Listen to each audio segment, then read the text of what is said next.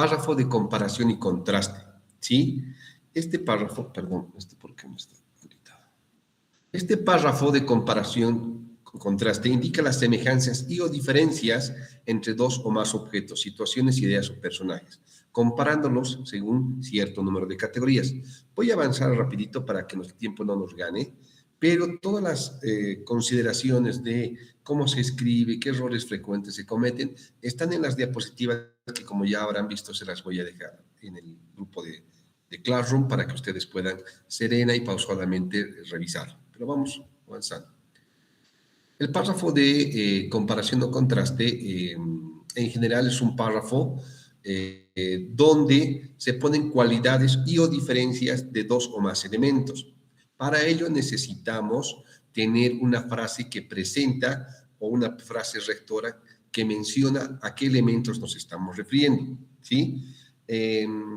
Podemos hacer este tipo de párrafo de manera intercalada, es decir, elemento A y elemento B, elemento A y elemento B, diferenciando o resaltando las diferencias o similitudes que existen entre ambos. O puedo también hacer un párrafo donde primero hablo del elemento A, agoto las cualidades o diferencias y paso al elemento B, ¿sí? Con la misma temática, ¿no? O sea, con los mismos elementos.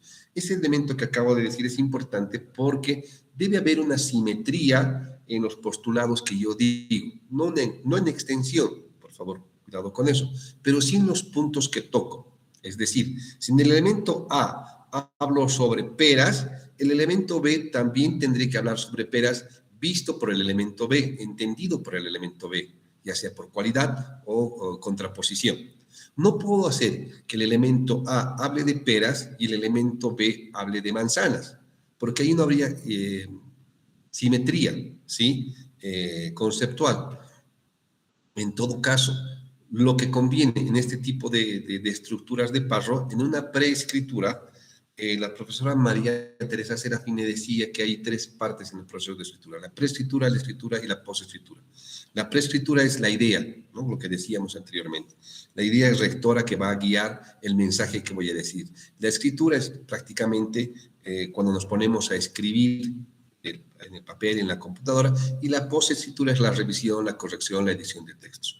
Muchos de los estudiantes cometen el error de ir directamente al punto 2, que es la escritura, sin antes haber hecho un esquema de las ideas principales. Conviene hacerse un esquema. Es más, Word, el procesador de textos que generalmente deben usar ustedes, tiene en una de las pestañas un apartado que dice esquema, que es donde ustedes ponen título principal, la astronomía en el altiplano, punto número 2, la astronomía de este Achacachi, qué sé yo, ¿no? Ir poniendo esquemas, incluso las ideas que van a entrar. Y es simplemente darle cuerpo, sangre, músculo, etcétera. Pero el esqueleto ya está. Entonces, conviene, antes de hacer este tipo de párrafos en la preescritura, hacer un listado de las características de estos elementos, ¿no? Espérenme, debe estar. Así, aquí.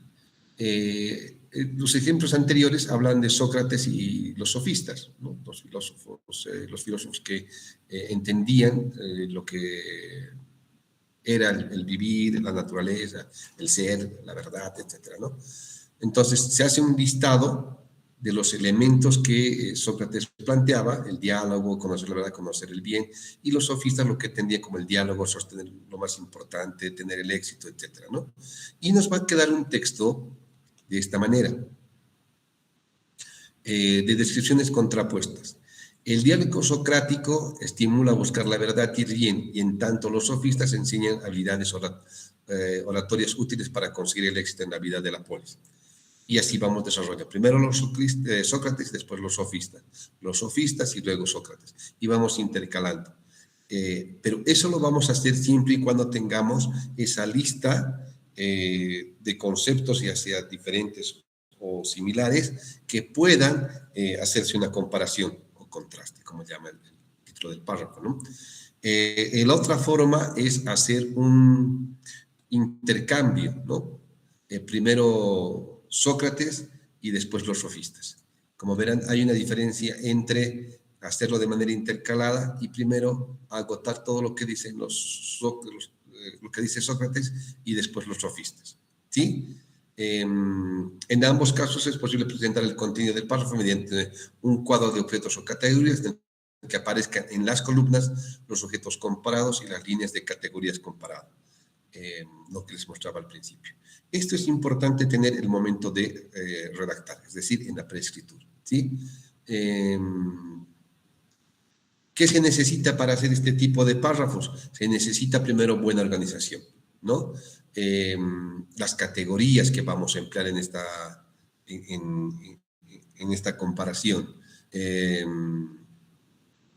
que deben tener el mismo criterio conceptual, ¿no? Es decir, si hablamos de peras, al otro lado de peras también, ¿no? Entonces, tendríamos que tener un diseño, un esquema, más o menos como el que ustedes están viendo en pantalla, ¿no? Categoría 1, categoría 2, categoría 3. Esto es muy habitual en la redacción académica o científica. ¿Por qué? Porque si yo estoy manejando el texto de, ¿qué les digo? De Luis Ramiro Beltrán y el texto de Eric Torrico, que son dos comunicólogos bolivianos que han estudiado mucho el proceso de la comunicación en Bolivia, tendré que tener elementos que hablen de la misma cualidad, ¿no? Qué sé yo, la comunicación popular, la comunicación alternativa, vista por los dos autores. Entonces, en redacción académica o científica es muy útil y recurrente este tipo de redacción. ¿Por qué? Porque siempre vas a poner en contraposición una teoría con otra, o vas a escoger elementos que el autor, en este caso Beltrán, y el autor Torrico coinciden en algunos postulados. Entonces, este tipo de párrafo, y los que les estoy mostrando, son bastante útiles en el tema de la redacción académica. Entonces, tómenlo en cuenta, apréndanlo a manejar, apréndanlo aprendan a hacer un esquema de este tipo de conceptos y van a ver que la redacción que van a tener va a ser muy prolija y bastante comprensible, que es al final lo que se quiere. ¿Se entiende esta parte? Sí, magíster. Ok. Decía, ¿qué errores se cometen? Que no se utilicen los dos términos comparados, que no haya simetrías, el orden de los objetos también tienen que estar relacionados con el anterior, es decir, A con A, B con B, C con C, etcétera, para que no haya después una confusión, que es lo peor. Lo peor cuando escribimos es que la gente tenga que retroceder párrafos y volver a leer, ¿no? Ese es un problema muy fundamental en la redacción, porque cuando pasa eso el lector se aburre, se cansa, no entiende y cierra el libro, el cuaderno, la hoja, el texto y ya no te lee y todo tu trabajo de semanas, días, horas se fue al tacho porque ya no leyeron. Entonces lo que se trata es de que la lectura sea llana, fácil, decodificable y sobre todo comprensible, ¿no? Clara. Entonces,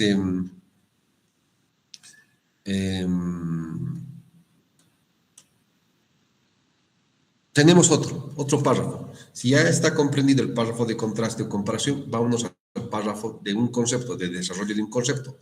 El párrafo de desarrollo de un concepto se da una idea principal enunciada de forma explícita que posteriormente se reafirma por medio de ejemplos o argumentaciones.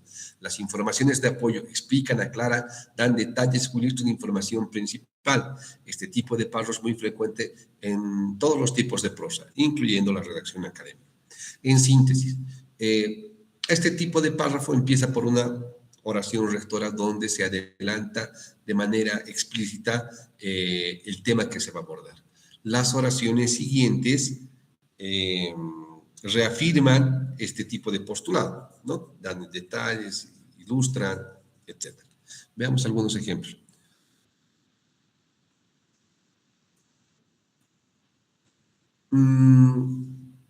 La variación en este párrafo de desarrollo es que esta pregunta rectora puede aparecer tanto al principio como al final, pero debe estar presente para que se comprenda los ejemplos, los datos, los otros elementos que refuerzan esta idea rectora.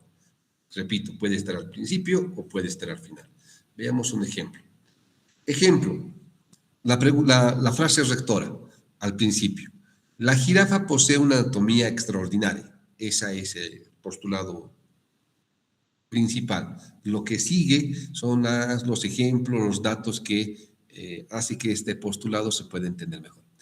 Tiene un cuello larguísimo y cada ejemplar posee un pelaje exclusivo, diferente del de sus semejantes. Las manchas de la piel son como muestras de huellas dactilares.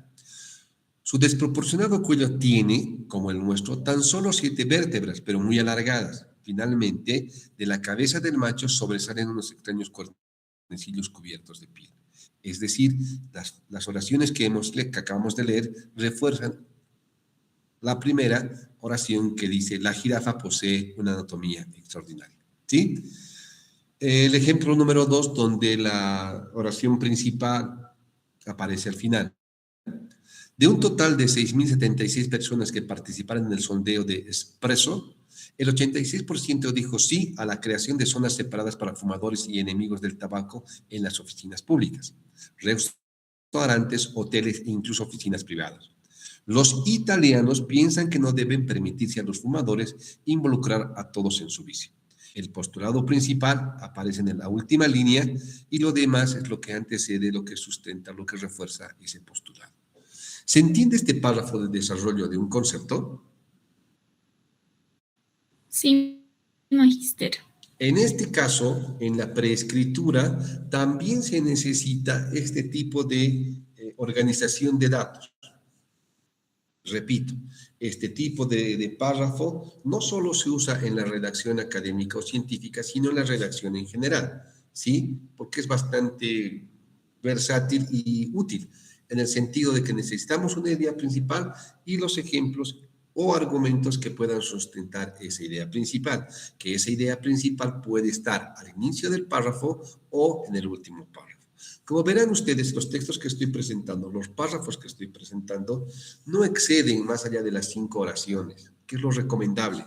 No es un tema que está escrito en piedra, porque todo es movible en este caso, pero es lo recomendable. 5 o 6 oraciones como máximo para que la gente pueda entender y comprender, y ustedes también tengan la capacidad de síntesis, de claridad en sus textos, ¿no? Porque no porque escriba mucho es mejor, sino mientras menos palabras, mucho mejor, ¿sí? Si está entendido este tipo de párrafo, los errores más confusos: falta de evidencias a la idea principal, que no aparecen destacadas suficientemente,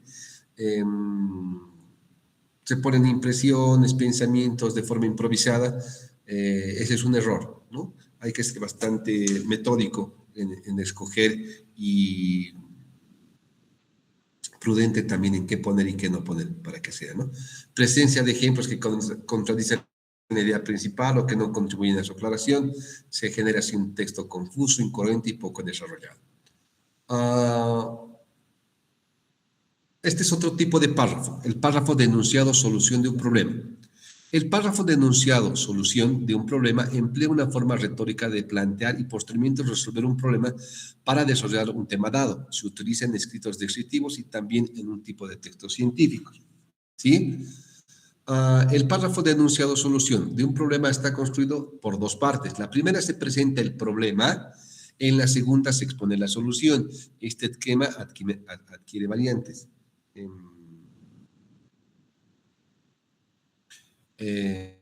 Forma completa, el problema se expresa con claridad y va seguido de una solución igualmente explícita.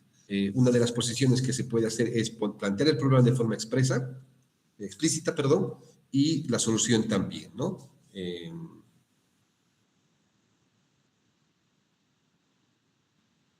Veamos algunos ejemplos aquí.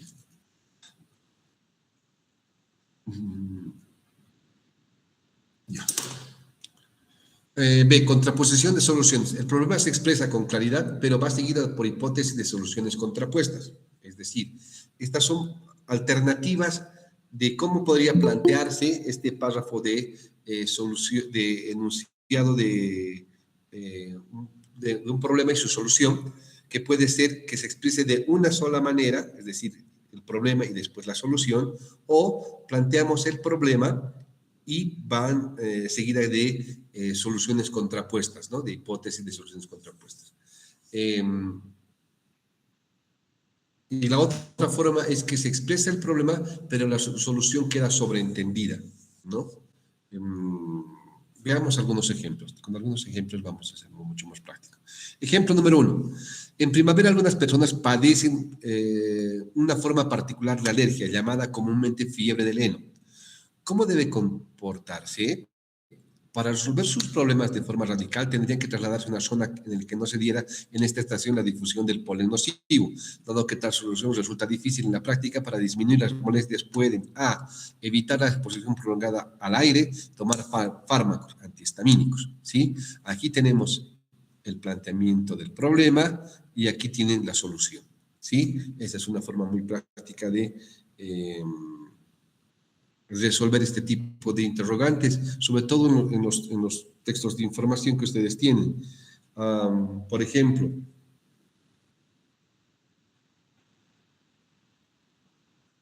el amauta Fausto Reinaga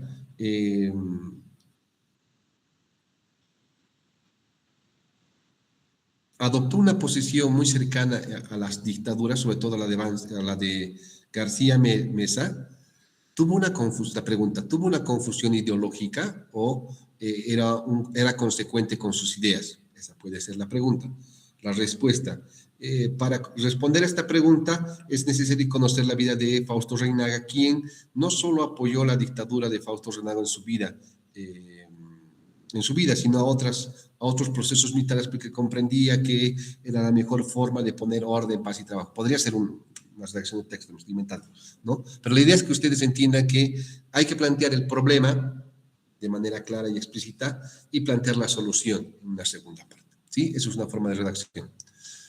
Premisa marco, pregunta, solución, como está en este cuadro. ¿Pueden ver el cuadro? Sí, magíster. Ok. Omitir la premisa marco o bien omitir la descripción del problema que se ha de resolver cuando en el contexto nos ayuda a deducir su contenido. Dar solución al problema planteado por no resultar pertinentes, por no estar relacionados claramente con la pregunta. Es decir, los errores más comunes, que se omita la premisa, ¿no? O que la respuesta sea vaga o que esté mal respondida, o en el caso mal planteada, ¿sí? El otro tipo de preguntas, si este ya está entendido, el de solución problema, hay otro que es de causa y efecto.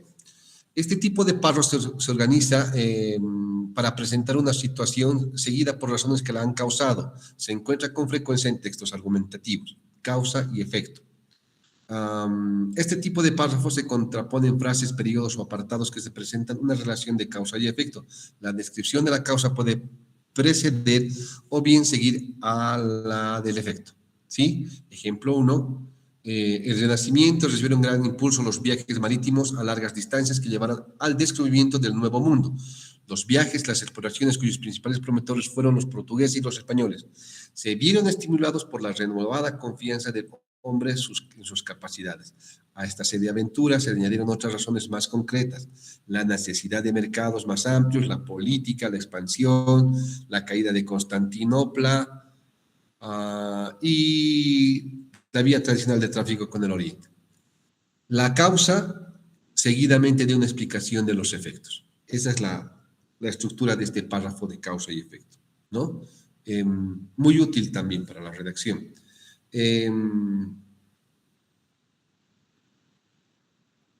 Ahora, la otra variante de este tipo de párrafos de causa y efecto es detallar al principio los efectos y al final la causa, ¿no? Este tipo de párrafos también ayuda a la redacción académica en el sentido de encontrar pruebas o elementos teóricos que puedan ser bastante amplios, por decirles, a ver, darles un ejemplo. La palabra democracia. La palabra democracia tiene bastantes definiciones: democracia participativa, democracia, el pacto por la democracia. Hay varias formas de entender la democracia, ¿no? Y podemos ir detallando un par de ellas y ver que todo esto, más que contribuir a un gobierno donde la mayoría se haga lo que sea el gobierno de la mayoría, más bien ha llevado a una confusión y a un malentendido de lo que se puede entender por democracia, ¿no? Podría ser. Y así podemos ir viendo algunos ejemplos, ¿no? Las causas y el efecto, ¿no? Para no cometer errores en este tipo de párrafos, es importante destacar de forma clara la relación de causa y efecto entre varias ideas o hechos y posteriormente elegir entre anteponer la descripción del efecto o bien la de las causas. La estructura del párrafo sería la siguiente: causas, ¿no? Efecto, o efecto, causas. Entonces, podemos jugar con estas variantes, ¿no? Dependiendo qué es lo que tengamos o qué es lo que querramos destacar. Las dos formas de redacción son correctas, pero en una destaca más el efecto y en otra destaca más la causa, ¿sí? Es una cuestión de estilo, lo que quieran destacar, pero estaría bien construido el párrafo, ¿sí? Describir, ¿qué serían los errores más comunes? Describir una relación de causa y efecto poco convincente. Se presentan unos elementos con una relación de causa y efecto sin que la relación resulte explícita, o a veces se trata únicamente de una sucesión temporal. Introducir entre las causas elementos que no contribuyen al efecto. Esos serían los errores más comunes. Por último, en esto de los párrafos, tenemos los párrafos de introducción y conclusión, que son difíciles de redactar en el entendido que son apartados, que son construcción más personal y más elaboración de cosecha propia del autor. Por eso es que cuesta un poquito más redactar, porque hay que, más que apoyarnos en datos, teorías, conceptos, nos basamos en sentires y pensares del autor, ¿no? Y por eso cuesta siempre un poquito, ¿no? Y además que se tiende a que escribir la introducción, la presentación, incluso la dedicatoria, es lo primero que hacen los estudiantes, cuando en realidad la introducción y la conclusión son los últimos elementos que se escriben, ¿no? Para que pueda tener todo el panorama completo del trabajo que se ha hecho y expresar con mejor criterio las ideas de la introducción y la conclusión. Pero hay técnicas para poder resolver este tema del primer y el último párrafo, ¿no? Pero recomendación siempre, escriban estos párrafos, estas páginas, estos apartados al final del trabajo de investigación, porque les va a salir con mayor naturalidad y con mayor precisión los datos que vayan a adquirir. ¿De acuerdo? ¿Hasta aquí alguien tiene alguna pregunta? Constituyentes sintácticos. También otras definiciones más conocidas para nosotros reflejan la gramática con una serie de reglas, principios que moderan y gobiernan el uso de la lengua determinada. Por supuesto, cada lengua tendría entonces su propia gramática. La importancia de la gramática es bastante amplia y radica en el hecho de que sirve como texto de consulta ante dudas relacionadas con el manejo, el uso del lenguaje para establecer normas correctas de ortografía, las formas de expresarnos oralmente para analizar nuestro lenguaje. La ortografía. La ortografía es un conjunto de normas que regulan la correcta escritura de la lengua. Se denomina también así la lingüista que se ocupa de describir el funcionamiento del sistema ortográfico, de fijar sus normas y efectuar las modificaciones necesarias para la mejor adecuación de sus fines. La ortografía es la forma correcta de escribir las palabras, ¿no? Que es lo que vamos a llevar ahora. La palabra ortografía viene del griego ortos, que quiere decir, perdón, ¿qué quiere decir? Y grafos, que significa escribir. Así que la ortografía quiere decir escribir correctamente, tal como debemos hacerlo cuando hablamos, escribimos y tenemos. necesidad de comunicar. Reglas de acentuación escrita. El acento. Le quiero quitar el sonido. ¿Dónde está? ¿Dónde está? Bueno. Ya.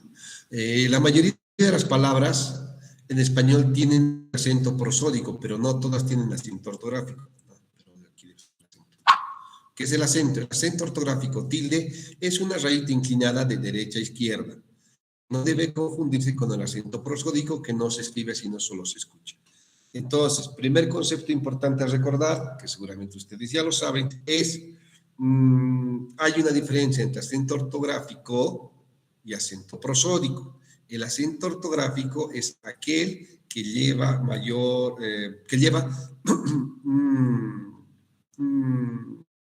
una raíz inclinada sobre la sílaba o letra que tiene mayor entonación de voz, ¿no? No debe confundirse con el acento prosódico, que es la mayor entonación de voz en una sílaba, pero que esta no se acentúa, es decir, no se pone tilde. Para esto es importante las sílabas. ¿Se acuerdan que hablábamos de la sílaba en la anterior clase? Que es la unión de una vocal con una consonante, etcétera, etcétera. Para eso es importante la sílaba tónica y la sílaba atónica, ¿no? Que no tiene sonido. La sílaba tónica es donde recae la mayor fuerza de voz. Se puede identificar expresando la palabra de manera pausada y en voz alta, ¿no? Para identificar dónde recae el mayor golpe de voz, ¿sí? Para eso nos sirve separar por sílabas la palabra, que es necesario hacerlo, ¿sí? Pero vuelvo a esta diapositiva, tenemos un acento ortográfico y un acento prosódico. El acento prosódico no se escribe, pero sí se escucha, y el acento ortográfico se representa con una raíz inclinada hacia la derecha, ¿sí? La mayoría de las palabras en español tienen acento prosódico, pero no todas tienen acento ortográfico. Es muy importante saber colocar el acento ortográfico, pues su ausencia o presencia puede cambiar drásticamente el significado de una palabra. Fábrica o fabrica, el verbo fabricar, fabrica de una empresa, de un inmueble, ¿no? Celebre, celebré, ¿no? Célebre de ser famoso, célebre de celebrar, de estar contento. Según dónde pongas el acento, va a variar el significado de la palabra. Por eso es su importancia, ¿no? No es un elemento decorativo, no es un elemento estilístico, es un elemento que nos ayuda a comprender mejor el significado de las palabras y la coherencia del texto, ¿no? Tráfico o traficó, de tráfico de vehículos, o tráfico de contrabandear, de traficar, ¿no? Público o publicó, público de gente y público de hacer público algo a la sociedad, ¿no? ¿Se entiende la diferencia entre una palabra y otra por el uso de la tilde? Sí, Sí, magister. sí, Sí, magister. Reglas de acentuación. Hay que contar las sílabas, ¿sí? De derecha a izquierda. Para eso tenemos que separar de manera nada. Si decimos que contamos de derecha a izquierda, la primera sílaba co, en el ejemplo que estoy viendo, miércoles, la tercera sílaba. Sábado tendría 3 sílabas, ¿no? La primera va a 2 y sa la tercera, ¿sí? Repito, se cuenta separando por sílabas. Vamos a practicar. José tiene 3, Josefina tiene 4. 1, 2, 3, 4, correcto, 4. Ahí un error. Clasificación del escrito. Por la posición del acento escrito, las clasifican en 3 y en algunos 4 grupos. Yo he puesto 3, pero también he puesto el último, que es las troyanas, esdrújulas y sobresdrújulas. Las es, si el acento se escucha en ese vocal, se escribe el acento ortográfico en la sílaba número 1, ¿sí? Violín, salón, francés, mamá, ¿sí? Para las llanas o graves, regla número 2. Si las en la sílaba número 2 y la palabra termina en cualquier consonante, sea en ese vocal, se escribe el acento ortográfico en la sílaba número 2. Césped, cárcel, álbum, cáncer, lápiz. Tengo una pregunta, creo, una mano levantada. Uno. Si la palabra termina en N, S o vocal, se escribe el acento. Si la palabra termina en N, S o vocal, se escribe el acento. La número 2 es contraria, las graves o llanas, ¿verdad? Si la sílaba número 2 y la palabra termina en cualquier consonante que no sea N, S o vocal, se escribe el acento en la sílaba. Esas son las dos reglas que hay que memorizar. Las esdrújulas se acentúan todas. Las sobresdrújulas son el acento en la sílaba anterior a la antepenúltima. Puede ser en la cuarta y quinta, o en la quinta. Y generalmente,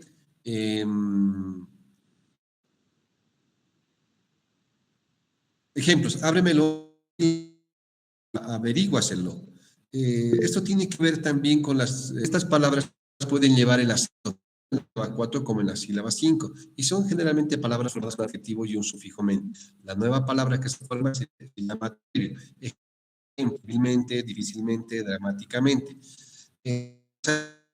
No, esta palabra es necesario retirar por un momento, y a raíz de la palabra, si es que esta se tilda, se sigue la regla y después el sufijo mente. La forma de identificarla y de escribirla correctamente.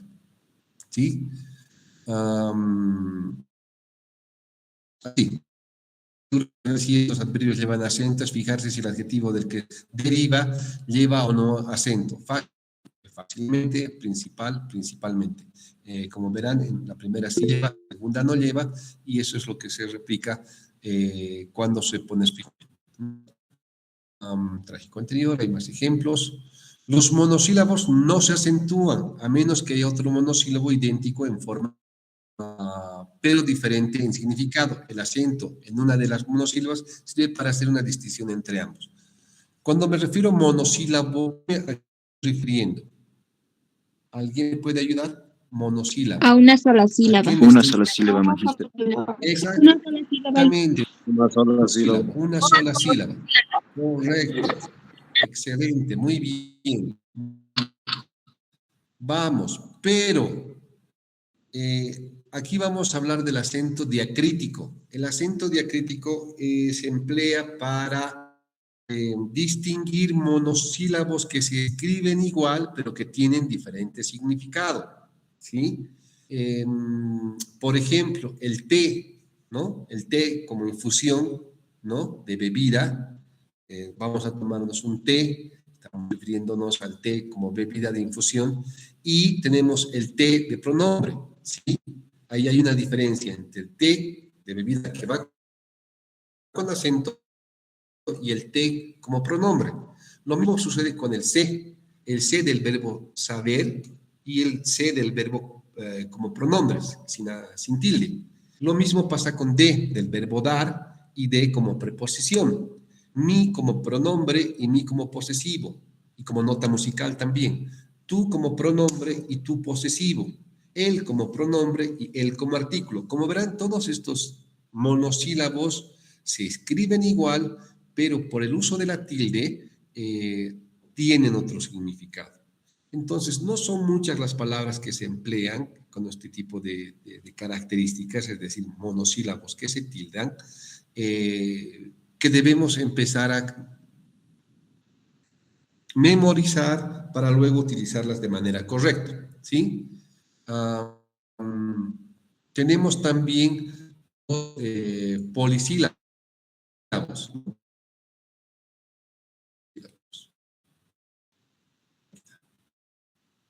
polisílabos como solo con acento, solo con tilde y solo sin tilde, con tilde y aún sin tilde, más tilde, sí con tilde y sin tilde.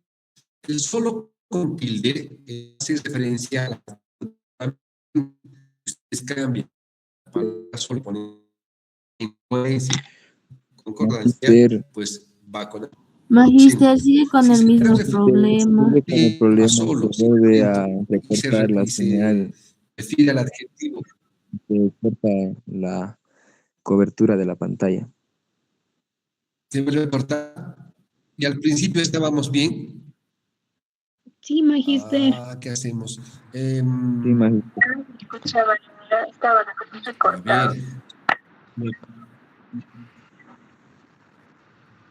La calidad de la ponen presentación, Magister, se ve medio borroso. en Turillas, ¿qué hacemos?